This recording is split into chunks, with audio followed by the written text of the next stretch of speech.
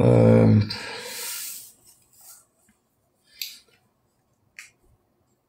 saya tidak mengerti apa hubungannya banyak ayat yang dikatakan terkutuk itu, yang ada hubungannya dari semua ayat yang Bang Suma berikan. Itu hanya Galatia pasal yang ketiga dan juga Ulangan 21 ayat 22 dan 23. Dan Markus 14 ayat 21 tidak mengatakan terkutuklah yang mengkhianati aku, tapi celakalah. Ini kalau ayatnya tidak dibaca maka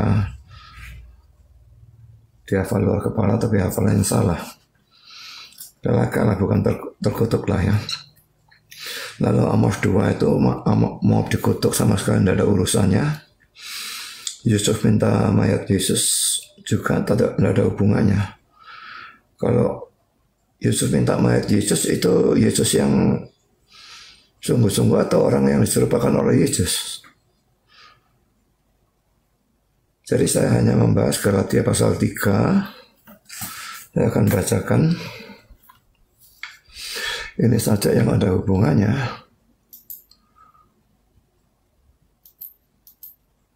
Galatia pasal 3. Saya baca mulai dari ayat yang ke-10. Karena semua orang yang hidup dari pekerjaan hukum Taurat berada di bawah kutuk. Sebab ada tertulis, terkutuklah orang yang tidak setia melakukan segala sesuatu yang tertulis dalam kitab hukum Taurat. Sementara saya baca ayat 10 dulu ya, saya jelaskan ya. Semua orang yang hidup dari pekerjaan hukum Taurat. Maksudnya adalah orang yang mau selamat melalui ketaatan kepada Taurat. Kalau orang itu mau selamat karena ketaatan pada Taurat, berarti dia itu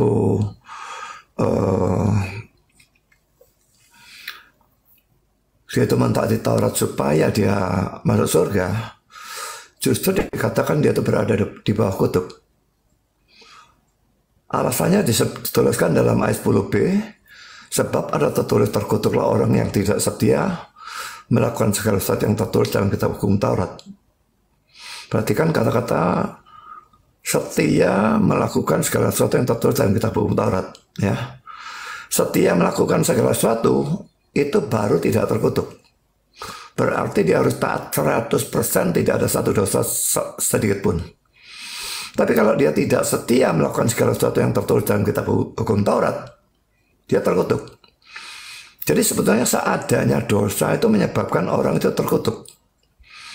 Dan di dalam dunia ini tidak ada satu orang pun yang tidak berdosa selain Kristus. Jadi semua orang terkutuk.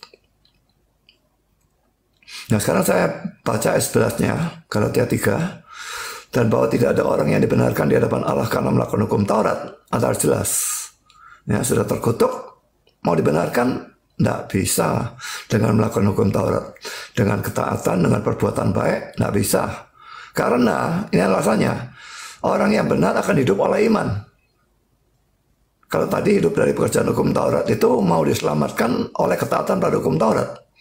Tapi yang di sini hidup oleh iman, orang benar. Orang ini mau diselamatkan oleh iman kepada Kristus.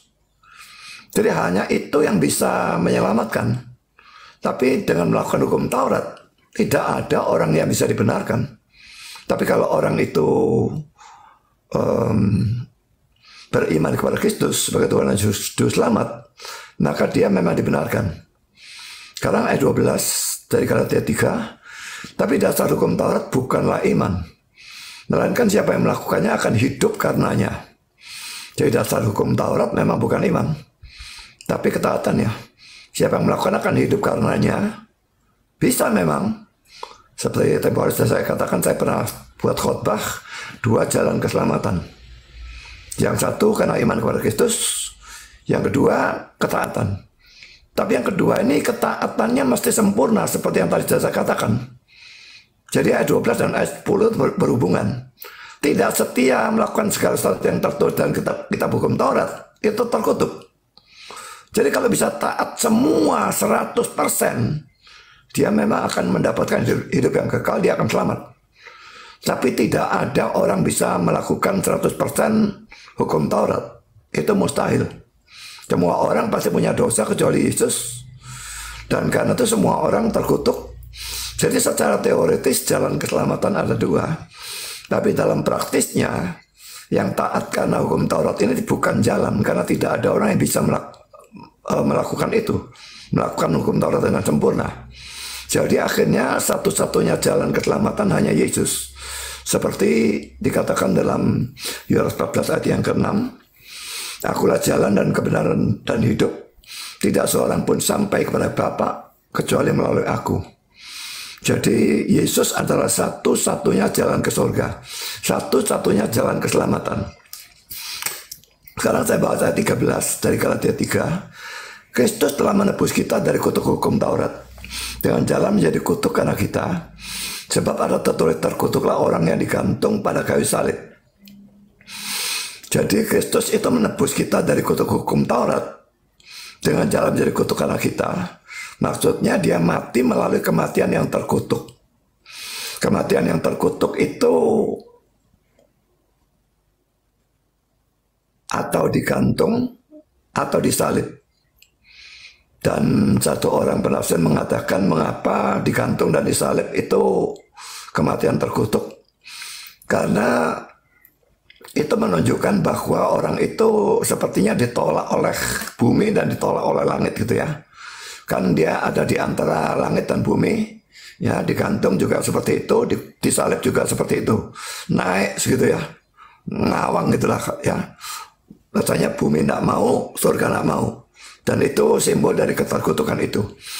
Jadi Kristus harus mati melalui salib, tidak boleh dengan cara yang lain. Memang sebetulnya melalui gantung bisa. Tetapi kalau melalui gantung tidak bisa menggenapi apa yang ada dalam hukum Taurat. Karena semua korban-korban di situ itu korban yang berdarah. Sedangkan kalau digantung tidak berdarah. Tapi tersalib itu memenuhi terkutuk maupun berdarah. Jadi akhirnya tidak ada cara lain. Kristus itu harus mati melalui salib. Jadi Tuhan itu bukan cuma ngelihat mele cara mana ya enaknya. Enaknya dipenggal atau dirajam atau pakai kursi listrik kalau zaman abad modern atau apa saja, tidak. Harus dengan jalan salib. Karena itu kematian terkutuk. Dan kalau Yesus mati melalui kematian terkutuk dan kami percaya kepada dia, maka kutuk yang ada pada kami dicabut. Dan itu membuat kami menjadi orang yang diberkati. Ya, terbalik selalu ya. Yesus yang diberkati itu mati secara terkutuk. Supaya kita yang terkutuk itu menjadi orang yang diberkati. Selalu terbalik begitu ya. Anak Allah menjadi manusia. Supaya manusia bisa menjadi anak Allah. Dia yang maha mulia menjadi hina dan terkutuk. Supaya kita yang hina dan terkutuk bisa menjadi mulia bersama para malaikat di sorga. Jadi kalau dalam Galatia 3:13 ini sebab ada tertulis terkutuklah orang yang digantung pada kayu salib. Lah ini merujuk pada kata-kata di dalam Ulangan 21 ayat 22 dan 23 yang akan saya bacakan. Ulangan 21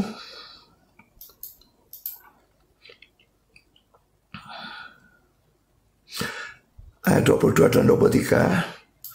Apabila seseorang berbuat dosa yang sepadan dengan hukuman mati, lalu ia dihukum mati, kemudian kau gantung dia pada sebuah tiang. Tiang ya, di sini bukan salib ya. Dan sebetulnya tadi di dalam Galatia itu juga tiang, karena itu mengutip dari sini. Jadi itu bukan membicarakan Kristus, tapi membicarakan ayat ini. Jadi sebetulnya tiang. Lalu Ulangan 21 ayat 23, maka janganlah mayatnya dibiarkan semalam-malaman pada tiang itu, tapi haruslah engkau menguburkan dia pada hari itu juga, sebab orang yang digantung terkutuk oleh Allah. Janganlah engkau menajiskan tanah dan seterusnya. Jadi kalau Bang Suma tadi mengatakan sabat, itu salah lagi ya. Bukan sabat. Tapi tidak boleh kelewat sore. Sore itu pergantian hari mereka. Jadi sebelum jam 6 mayatnya sudah harus diturunkan. Kalau orang itu digantung itu ya. harus diturunkan. Tapi kalau tidak diturunkan, maka tanah yang diberikan itu menjadi najis dan sebagainya. Karena itu Yesus itu mati jam 3 sore, dia tidak dibiarkan tergantung di situ. Lalu Yesus dari Arimatea minta untuk menurunkan dan diturunkan. Nah, dua penjahat itu yang di sisi kiri dan kanan Yesus itu, karena masih hidup, itu juga tidak boleh dibiarkan pada salib itu. Karena kalau sampai kelewat dari jam 6 sore, maka itu melanggar Ulangan 21 ayat 22-23. Jadi karena itu kakinya dipatahkan. Orang yang disalib itu kalau dia mau menarik nafas, dia sukar menarik nafas ya, sesak gitu ya, karena dia harus menjejakkan kakinya untuk bisa menarik nafas, padahal kakinya dipaku. Jadi setiap kali dia mau tarik nafas, dia harus sangat kesakitan dan menjejakkan kakinya ke atas baru bisa narik nafas. Kan itu pada waktu kakinya dipatahkan, itu dengan martil besar begitu pada bagian tulang keringnya tuh ya, itu dipatahkan remuk, dia tidak bisa lagi mengangkat tubuhnya sehingga sesak napas terjadi dan dia akan cepat mati. Jadi setelah mati baru diturunkan. Jadi dengan demikian mereka tidak melanggar Ulangan 21 ayat 22-23 dan mayatnya semua diturunkan sebelum jam 6 sore. Jadi Yesus mati mengalami kematian terkutuk. Yesus tidak dipatahkan ya, tapi pada perintahnya mematahkan, tapi dilihat, Yesusnya sudah mati, untuk apa dipatahkan? Tidak perlu dipatahkan kakinya. Tapi kok satu tentara tanpa ada perintah, dia menombak Yesus dengan tombaknya dan keluar cairan air dan darah. Itu ada dalam Yohanes pasal yang ke-19. Lah, dengan demikian dia mati, dan dengan kematiannya itu dia memikul kutuk yang seharusnya bagi kita. Dan karena itu sekarang kalau kita percaya kepada dia, kutuk itu hilang. Kita dianggap orang yang diberkati. Dan itu terlihat juga di dalam perumpamaan sekaligus nubuat yang diberikan oleh Yesus dalam Matius pasal 25 ayat 31 sampai yang ke-46. Orang-orang yang dia memisahkan domba dengan kambing. Domba itu gambaran orang yang beriman, dan kambing gambaran orang yang tidak beriman. Dan kepada orang-orang yang tidak beriman itu dikatakan, terkutuklah engkau, orang-orang terkutuk, dan mereka dilemparkan ke tempat yang terkutuk, yaitu neraka. Sedangkan untuk orang-orang yang beriman dikatakan orang-orang yang diberkati, dan itu yang dimasukkan ke surga. Jadi mengapa mereka orang diberkati? Karena kutuknya sudah dihapuskan. Dengan mereka percaya Kristus, maka itu diberlakukan kepada mereka. Mereka menjadi orang diberkati. Tapi orang yang tidak percaya, mereka tetap terkutuk dan masuk ke tempat terkutuk selama-lamanya. Mohon maaf, ada batasan. Pendeta Budi Asali. Ya, terima kasih. Silakan Bang Zuma. Terima kasih. Jadi gini, bagi Yahudi, orang terkutuk itu tidak ada keselamatan bagi dirinya, apalagi bagi orang lain. Bagi Yahudi nih, kan tadi saya bagi menjadi 3. Kutuk itu bagi orang Yahudi adalah orang yang melakukan dosa besar. Tidak ada keselamatan bagi mereka. Saya kasih contoh-contoh yang tadi, saya tambahkan contohnya lagi. Yang pertama, bagaimana kemudian Adam, dikarenakan dia dimatikan karena ular yang melakukan kebohongan, maka kemudian akibatnya ular dikutuk, bumi dikutuk. Apa yang terjadi?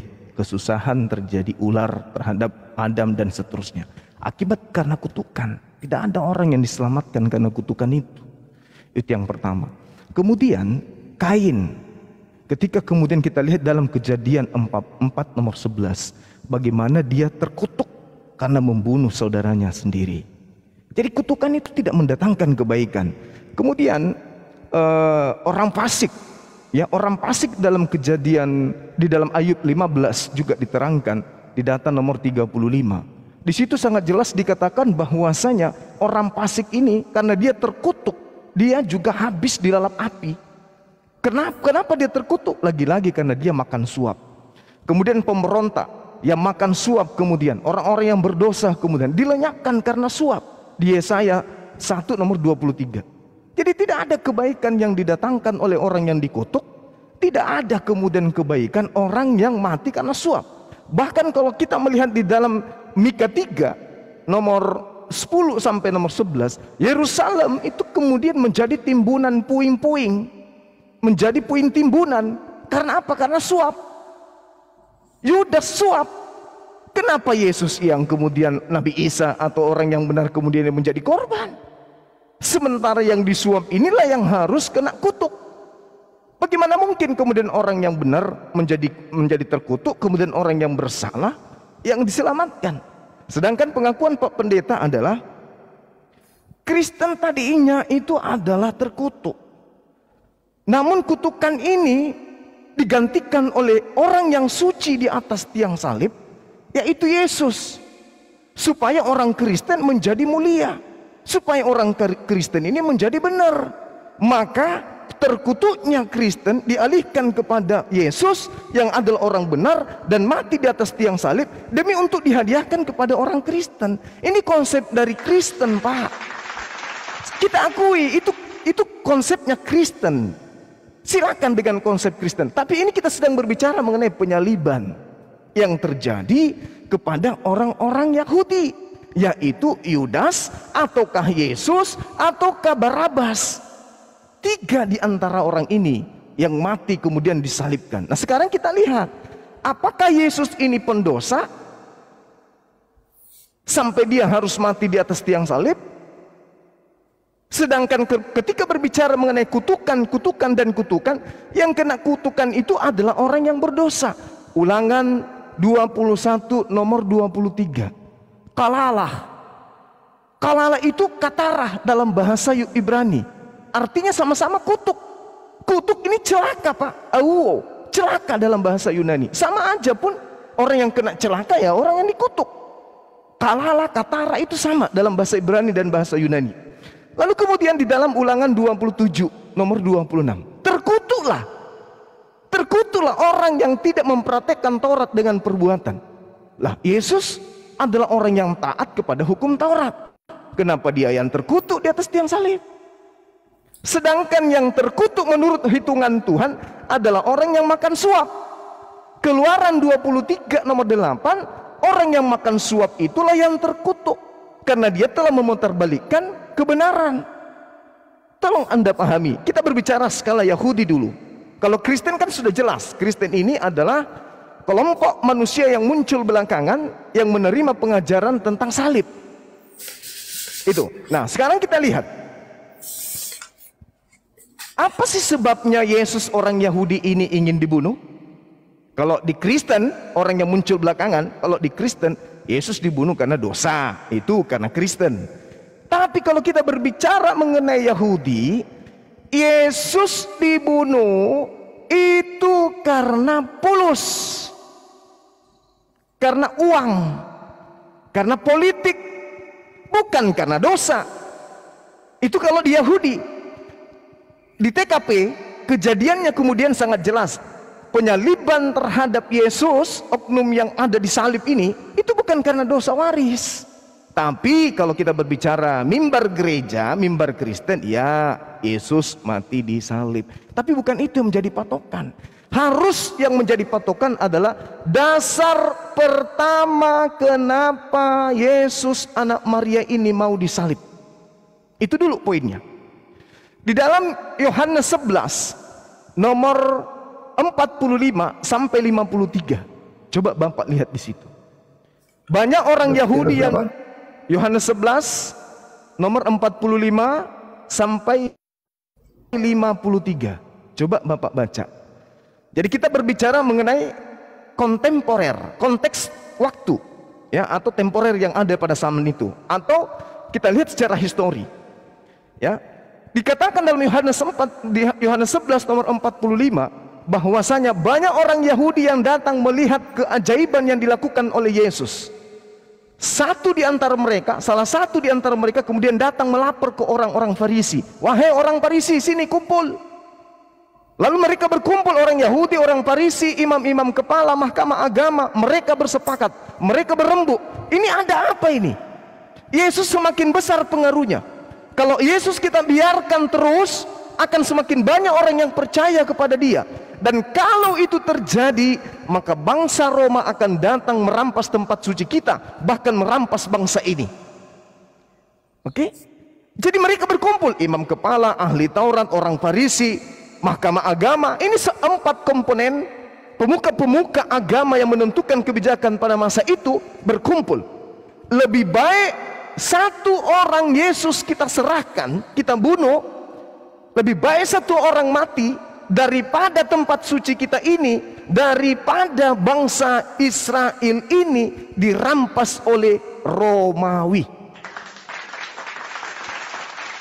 Tapi satu kemudian imam kepala, Masya Allah, Dinda, satu imam kepala, yaitu Kayafas, angkat bicara. Kalian tidak tahu dan kalian tidak insaf. Adalah lebih baik bagi kita satu orang Yesus mati daripada semua bangsa kita ini mati, daripada semua bangsa kita ini dirampas oleh Romawi. Ini yang perlu Pak Pendeta pahami. Maka kemudian mereka sepakat untuk melakukan pembunuhan kepada Yesus. Nah, inilah yang terjadi sebenarnya. Akar penyaliban itu adalah kecemburuan sosial. Karena pengaruh Yesus kepada orang-orang Yahudi lebih kuat daripada mereka imam-imam kepala dan mahkamah agama, maka mereka bersepakat, mereka bersekongkol untuk menyerahkan Yesus. Karena lebih baik satu orang mati untuk bangsa Yahudi, bangsa Israel, daripada semua orang Israel itu mati dan dirampas oleh Romawi bangsanya. Coba Anda baca di data nomor 51, 52 di Yohanes 11 di alur cerita itu. Maka mulai hari itu kemudian mereka bersepakat untuk membunuh Yesus. Jadi tidak ada kesepakatan membunuh karena dosa waris. Oke? Yahudi melakukan pembunuhan terhadap Nabiullah, utusan Allah, Rasul Allah, utusan Allah, karena mereka khawatir bangsanya dirampas oleh orang Roma. Maka penangkapan itu pun terjadi dengan kesaksian-kesaksian palsu. Matius 26 nomor 59. Imam-imam kepala dan bahkan mahkamah agama melakukan kesaksian-kesaksian palsu untuk membunuh Yesus. Oke? Jadi prosesi penangkapan terjadi. Nabi Isa diselamatkan ke langit. Yang menggantikannya adalah orang yang fasik. Yang menggantikannya adalah orang yang pengkhianat. Maka kemudian berlanjut 10 tahun, 20 tahun, 30 tahun, 40 tahun, 50 tahun, 100 tahun, 100, sampai kepada abad ketiga, abad kedua, abad ketiga, abad keempat. Dijadikanlah pembunuhan terhadap pengganti Nabi Isa ini menjadi Tuhan yang menghapuskan dosa di atas tiang salib. Jadi ada beda cerita, Pak, antara penyaliban yang terjadi terhadap Nabi Isa alaihissalam yang diangkat ke langit dan digantikan oleh penggantinya, dan ajaran Kristen yang menganggap orang yang disalib itu sebagai Tuhan yang datang menjelma menjadi manusia nebus dosa manusia. Itulah Islam datang untuk meluruskan itu. Demikian. Oke, silakan.